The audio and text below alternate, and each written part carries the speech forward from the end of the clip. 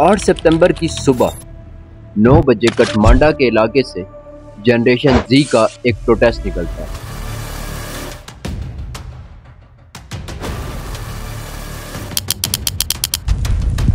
उसका टारगेट था parliament house.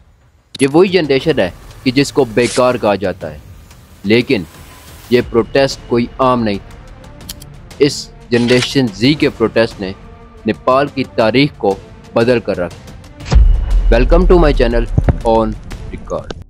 Nepal जिस पर हजारों साल बादशाहों की हुकूमत रही, लेकिन 1990s के जब लोग अपने हक और आज़ादी के लिए निकल खड़े हुए और उस मोमेंट को नाम दिया गया जना एडुलन 1। इसमें बहुत कोशिशें की गई और कुछ तब्दीलियां भी देखने को मिली, लेकिन अभी भी मेन कंट्रोल उन्हीं बादशाहों के पास था। इसके बाद 2006 इसी मोमेंट का पार्ट 2 शुरू किया गया, जिसका नाम जना एडुलन 2 था।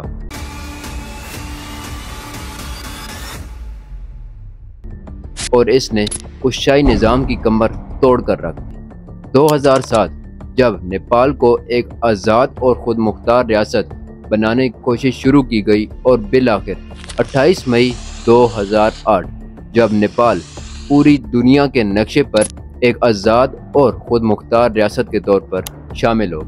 अगर देखा जाए तो नेपाल की आज़ादी में सबसे ज़्यादा रोल जेन जी का है। जेन जी जो 1997 से 2012 के दरमियान पैदा हुए, और ये वो जनरेशन है कि जिसने एक ही वक्त में 2 अदवार देखे हैं और नेपाल की आज़ादी में भी इनका अहम किरदार करा। और अगर मौजूदा हालात को देखें तो इस वक्त भी नेपाल की आधे से ज़्यादा आबादी जेन जी ही है। रामबरन यादव जिन्होंने पहले वज़ीर-ए-आज़म की हैसियत से पूरे नेपाल का होल्ड संभाला, और उन्होंने तकरीबन 2008 से लेकर 2015 तक हुकूमत की। इसी तरह मुख्तलिफ हुक्मरान आते रहे, जैसे कि रामचंद्रा और विद्या देवी वगैरह। इसके बाद मौजूदा हुक्मरान KP शर्मा जिन्होंने 2022 से लेकर 2025 तक हुकूमत की, लेकिन यहाँ एक ख़ास बात यह है कि इनको हटाया नहीं गया, बल्कि इन्होंने खुद रिज़ाइन कर दिया। दरअसल नेपाल के मौजूदा हालात बहुत ख़राब है, मतलब करप्शन, पॉलिटिकल प्रॉब्लम्स और फाइनेंशियल इशू वगैरह। और इसी हुकूमत की नाअहली की वजह से उनकी नौजवान नस्ल उनसे बहुत खफा और परेशान है, और इसी वजह से उन्होंने हुकूमत को एक्सपोज करना शुरू कर दिया। जनरेशन जी ने हुकूमत के तमाम करप्शन और 2 नंबर कामों को दुनिया के सामने ला कर रख दिया, और इस मकसद के लिए सोशल मीडिया का इस्तेमाल हुआ, जिसमें टिकटॉक, फेसबुक, इंस्टाग्राम, यूट्यूब और एक्स मतलब ट्विटर वगैरह भी शामिल है। नेपाल में 4 सितंबर 2025 को तमाम सोशल मीडिया ऐप्स को बंद कर दिया गया, लेकिन इस बैन की वजह क्या ठहरी होगी?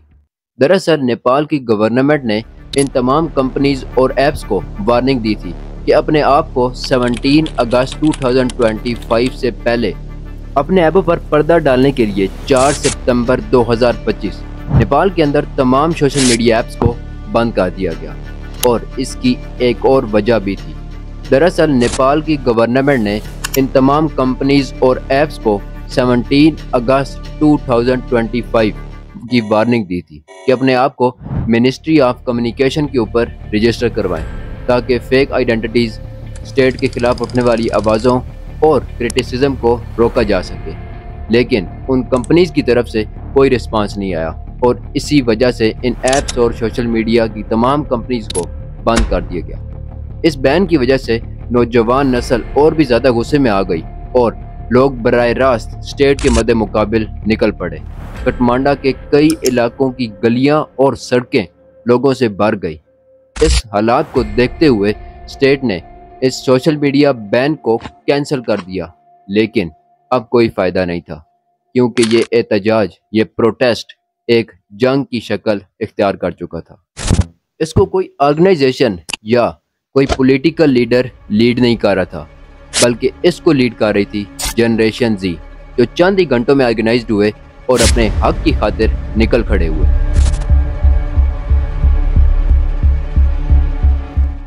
और उनमें भी ज़्यादा तादाद स्टूडेंट्स, बिजनेसमैन और शॉपकीपर की थी, और वो इस जज्बे के साथ निकले कि अगर हमें कंट्रोल लेना पड़ा तो हम पीछे नहीं हटेंगे। Then came violence.